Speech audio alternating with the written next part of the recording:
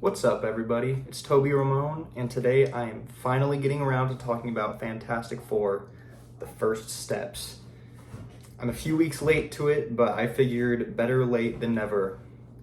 I'll start with kind of where I am as a fan of the Fantastic Four, like before I saw the movie.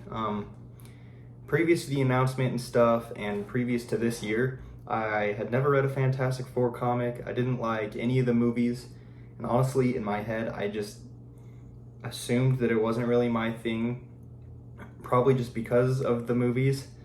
But I figured I'd heard a lot of good things about the comics, and it was like just so important to Stan Lee and Jack Kirby that I figured there's got to be something there. I should check it out before the movie to see if I like it. And so I picked up the Mark Waid run on Fantastic Four, and lo and behold, it was like one of my favorite comics I'd ever read in my life. So from then on, I just kept reading more and more Fantastic Four to the point where by the time the movie was out, I was kind of a fanatic. Like I was reading Fantastic Four at least weekly. No matter what I was reading, I feel like even if I'd go to something else, I'd always come back to Fantastic Four after I finished each book. So yeah, I just became a huge fan. And if you would have told me at the beginning of the year that we'd be getting a Superman movie and a Fantastic Four movie 2 weeks apart from each other, and I would be almost as excited for the Fantastic Four movie as I was for Superman, I would not have believed you. I would have thought there was no way. So I'm glad the movie came out and kind of gave me that push to go, I should check out the comics because, yeah, it was really worth it. I was not giving them their due before the movie or before I read them to prepare for the movie. And yeah, it actually became probably my favorite comic book series. Superman is my favorite character overall, and I also love Daredevil, but I've just read more Fantastic Four than anything else at this point. Every run I've read, I've really enjoyed. And so yeah, now let's get to the movie. I think the thing that made me go, all right, I should start checking out the comics was just some of the early set photos. I started seeing the set designs and the costumes, and I just thought, like, wow, this looks like, it's in the MCU, but it does not look samey at all, especially for what we've gotten with so many of the last ones where it does start feeling repetitive. This did not seem like that. So that was what gave me initial intrigue. And then when the trailers came out, I thought they just looked great. I loved the retro futuristic 60s style they had. I loved the score. The score by Michael Giacchino is awesome and one of the best parts of the movie to me. So I was really excited going in, and I'm happy to say that I was super happy leaving the theater. It has, the style to it that I talked about where it feels very retro, futuristic, and it just sticks with it the whole time. It really feels incredibly unique within the MCU and among superhero movies in general. Like, I haven't really seen one that has the same feel as it, which is nice because, we haven't been getting that a whole lot from Marvel lately.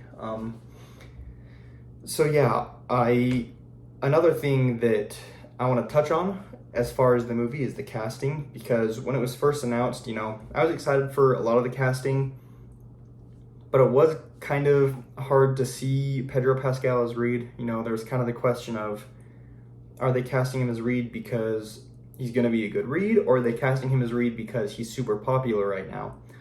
So based off what I saw in the trailers, I was like, okay, it looks like he's doing good, but we'll see in the movie. And once we did, I think he played Reed so well. He really just felt like Reed more than any of the other iterations, which isn't really saying much, but for the Reed in the Marvel Cinematic Universe, I think Pedro Pascal was great casting because he just felt like the type of Reed who will fit in and interact with those other characters so nicely.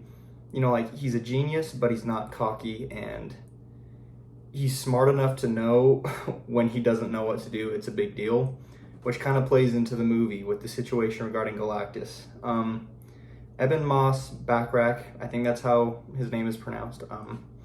He was great as Ben Grimm. Really across the board, I like the whole casting, but yeah, I feel like Ben is probably the fan favorite of the Fantastic Four, and for good reason. There's so many good stories, he's got so much heart to his character, and I loved his portrayal in this movie. I don't feel like he's given quite as much to do as the other three, which is maybe a little disappointing. I wouldn't have minded if the movie was a little longer to flesh him out just a bit more, but I know we'll see more of him, and I'm really excited too, because he was great. I think the biggest surprise for me in the movie, I guess, it was Johnny Storm, played by Joseph Quinn, whereas I feel like Johnny in a lot of the iterations in other movies, he's there and he has good heart, but he is in some ways a bit more of a comedic relief character. Again, not always.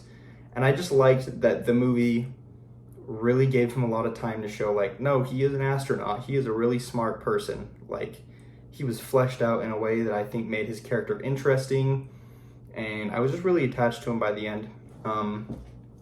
The overall standout of the whole movie, though, is Vanessa Kirby as Sue Storm. But the two castings I knew going into the movie that I heard and just thought those are the perfect castings. The two, for me, that was Vanessa Kirby as Sue Storm and Galactus being played by Ralph Ineson.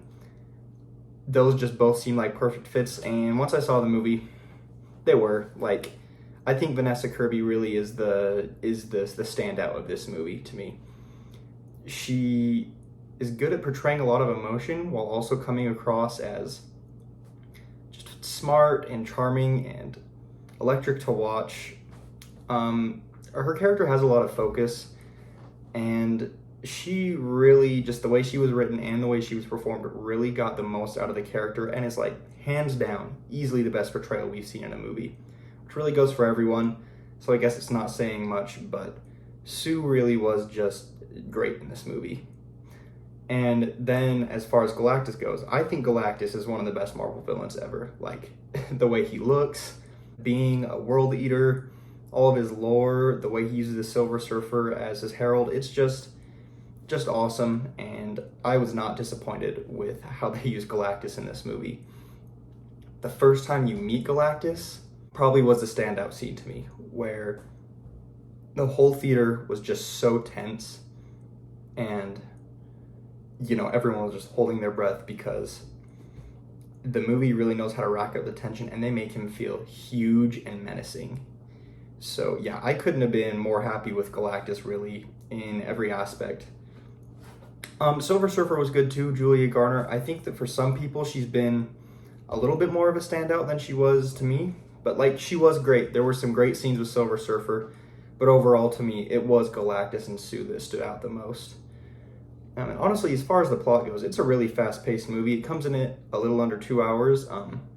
Usually, you know, I kind of like when movies can keep it under 2 hours. In this instance, I think it could have been a little longer. I would have liked to just, you know, seen a little more with Ben Grimm, and maybe for it to flesh out everything between Johnny and Silver Surfer a little more, because they were building something there. They did have really good payoff, but I just would have liked a little bit more maybe. But, you know, that feels like kind of a nitpick. This movie, as far as just a great representation of Fantastic Four on film, I feel like it's honestly kind of a perfect Fantastic Four movie. I have very few things I could really point my finger at and say that I didn't like. Just across the board. Oh, also, the VFX in this movie are the best VFX Marvel's had in a long time. Like, I thought Reed's stretchy powers looked good, although they weren't used a whole lot in the movie. Galactus looked cool, which Galactus actually had, like, a practical suit that they built him for some scenes, which was really awesome as well. But the standout as far as the CGI was The Thing. Ben Grimm, you saw every expression on his face, you knew what he was thinking, how he was feeling. It was awesome. It was a great time. To go into a little bit of spoilers now, which I kind of like to do at the end of each video, I was really excited to see that they were finally bringing Franklin Richards in, because, you know, they haven't had kids in any of the other movies, and as I read more of the comics, that's become one of my favorite aspects. I hope they bring in Valeria Richards in the future too, because the children of the Fantastic Four are just, they're such good characters. They really bring this other dynamic to the team. And the plot of the movie is that Galactus is going to devour Earth until he finds out about Franklin Richards, and he knows he is the power cosmic. So his deal is he won't take Earth if he can have their child, which, of course, Reed and Sue say no.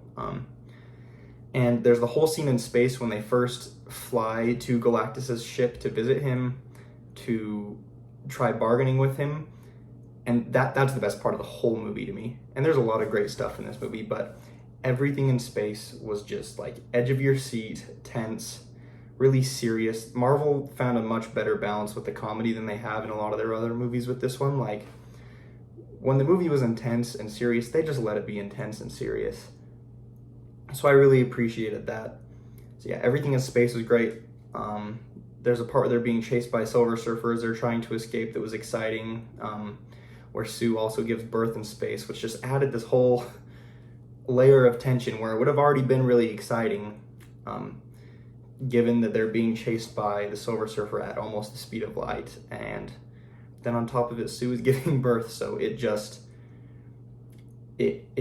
makes for a thrilling scene. And then the other part of the movie I want to talk about is when they come back to Earth and everyone asks how they defeat Galactus, and Reed, can't tell them that they defeated Galactus.